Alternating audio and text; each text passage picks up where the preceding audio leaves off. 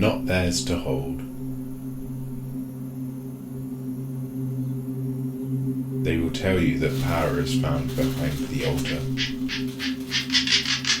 or at the feet of men.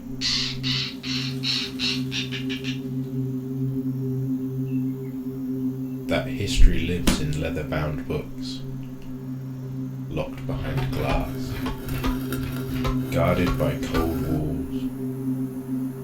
and colder hands.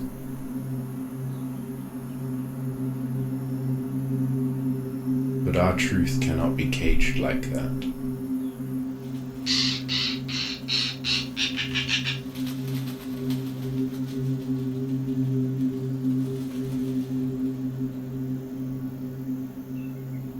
I am tucked beneath the letters of whispered warnings and in the breath of bedtime stories. The history that lies in tales that part from our lips, and the stories that are transferred through the vibration of the tongue.